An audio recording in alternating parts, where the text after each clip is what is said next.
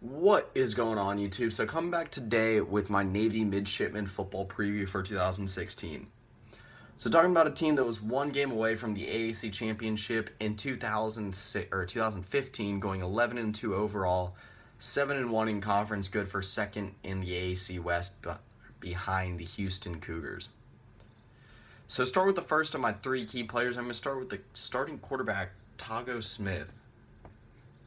So Smith is the presumed takeover for Keenan Reynolds. Keenan Reynolds' era is finally done. Just one of the best players in college football, was all everything for Navy last year and the years before that. But anyway, Smith, the guy who does have experience, come back for his senior year, has waited very patiently behind Keenan Reynolds, but he will have help in the backfield. Deshaun Roman will be coming back for his junior year, maybe the best running back they have coming back, and then Antonio Gully, also senior, coming back. They got a stable of running backs about 6 deep, and a stable of fullbacks also about 3 deep, literally all juniors and seniors. So I think they'll be fine there. But anyway, move on to my second key player, and I've got the wide receiver, most experienced wide receiver on this offense too, Jameer Tillman. So Tillman coming back had an absolutely fantastic 2015 season with Navy, especially considering the fact that they run an option offense. 49 receptions, 983 yards.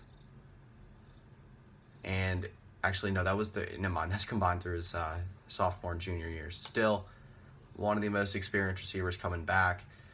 Tyler Carmona will be starting opposite him. So my third key player is one of the best players on their defense, Micah Thomas.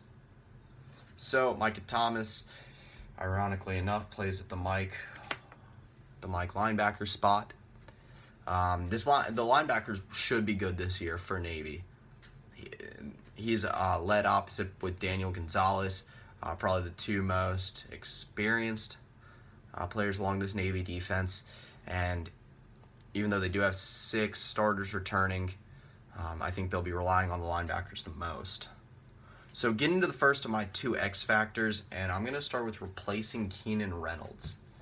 So I mentioned it earlier, Tago Smith taking over for Keenan Reynolds. I mean, this guy was a record breaker for Navy and led them to one of the best seasons they've ever had as a college football team at 11-2. This team does still have tremendous potential in 2016, considering they're part of the AAC and still a competitive team once again. But again, you lose a player that's that important, and it's going to hurt. So my second X factor is the defensive line. This defensive line loses their 2 best players from 2015 and will be relying very heavily on Jarvis Polu, Patrick Forrestall, and Amos Mason in 2016. So when you lose guys like Bernie Sarah and Will Anthony, it's going to hurt. I believe Anthony had something like around 22 and a half tackles for loss in the last 2 seasons. But I believe 2 names to watch out for that I just mentioned, Patrick Forrestall and Amos Mason, can step up in a big way this year. So get into my trap game for Air Force, and I think it's going to, Navy, I just said it. And I think it's going to be Air Force. Air Force, a team that had a very good 2015. They will be coming into 2016 flying high once again, ironically enough, because they're the Falcons and they're in the Air Force. Bad joke, anyway.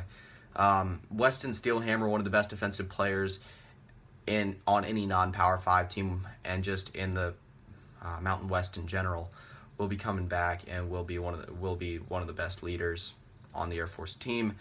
Again, I think Navy will be favored in that game, but it'll be actually a very good game between 2 non-Power 5 teams. So my biggest game for Navy is Houston. There's a load of games to pick from that you could say are their biggest games. Obviously, I mean Army, but when it comes to actually like success in the football season, the Houston game is the biggest one.